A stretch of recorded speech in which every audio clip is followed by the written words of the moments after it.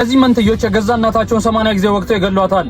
ነገሩ እንዲህ ነው። ጃንዋሪ 13 2010 መንታዎቹ ለፖሊስ ደውለው እናታቸው እንደተጎዳች ይጠቁማሉ። ፖሊስም መጥቶ ሲያይ ቤቱ በደም ተሞልቶ እናትየው ሞታ ያገኛታል። ቤቱ ምንም ስላልተሰበረ የእናትየውን ቦይፍሬንድ ይጠረጠራሉ። ግን እሱ ከሀገር ውጪ ነው። ልጆቹም እናትየው ሌላ ቦይፍሬንድ እንዳላት ይናገራሉ።